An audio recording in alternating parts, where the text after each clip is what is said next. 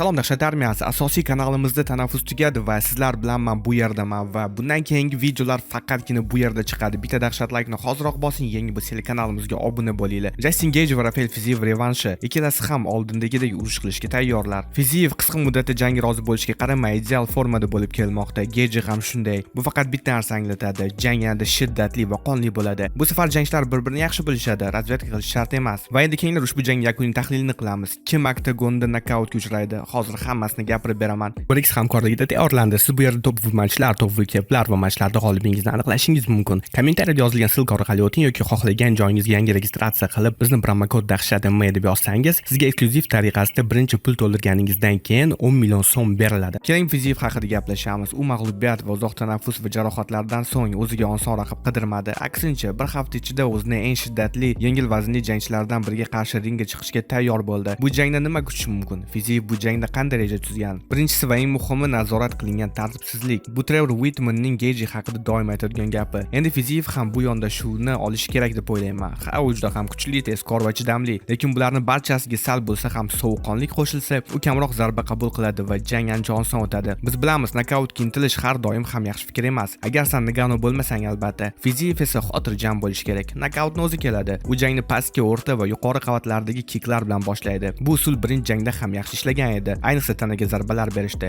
Keyin u yaqin va o'rta masofaga kirib kuchli kombinatsiyalar beradi va orqaga chekinadi. Menimcha bu safar u xuddi shunday qiladi. Lekin avvalgidek zarba berib u yerda qolib ketmaydi. U jangni nazorat qiladi, zarba beradi va orqaga qaytadi. Gage bu jangda u juda ham ehtiyotkor bo'ladi. U buni tushunmoqda. U oldida juda ham xavfli raqib ekanligini biladi. U o'zi ham Maxgacha yomon nokautga uchragan. U shunchaki g'alaba qozonishni xohlaydi. Mag'lubiyatni yopish va taslim bo'lmaslik. Ilgari u meni uxlatishda ham mayli degan fikrda edi. Lekin Maxdan keyin menimcha bosh og'rig'idan qiynalmoqda. U bu holatni qayta boshdan kechirishni xohlamaydi. Aks holda u butunlay faoliyatini tugataman ham dedi. Gage bu safar ko'proq jab ishlatadi. Fizievni o'ziga tortib, o'tkir zarbalar bilan jazolashni rejalashtiradi. Lekin ortiqcha yaqin jangga kirishni xohlamaydi. U uradi va chiqadi. Agar ishlamasa yana uradi va qochadi. Menimcha bu safar Gage'dan ancha ehtiyotkorona jang ko'ramiz. Gage'ning g'alaba qozonish imkoniyati bormi? Ha, bor. Lekin so'nggi 6 yil ichida qo'llari bilan u hech kim nokaut qilgani yo'q. Oxirgi marta bu ishni Donald Cerrone bilan qilgan edi. Bu qachon edi? 6 yil oldinmi? Ha, Fergusonni mag'lub qildi, lekin bu texnik nokaut edi. Rasm bilan nima bo'lganini ham biz ko'rganmiz. Gage avvallari odamlarni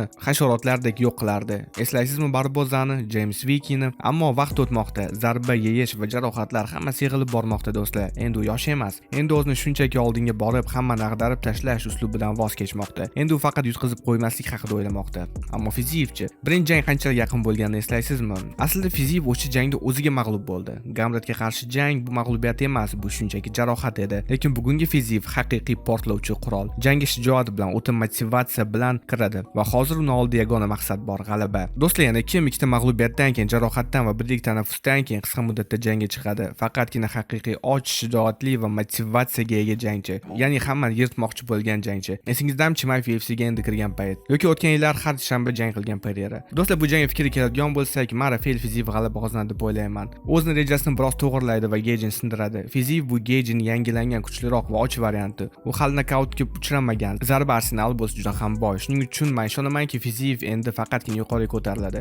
Gage bo'lsa asta-sekin pastga tushmoqda va uni vaqti tugab bormoqda. Shunday ekan do'stlar, bunga o'zingizning fikringizni bildiring. Fikrimga qo'shilsangiz bitta dahshat like bosing, qo'shilmasangiz pastda fikringizni yozib qoldiring. Prosmotr uchun rahmat dahshat armiyasi. Video yoqqan bo'lsa kanalimizga obuna bo'ling.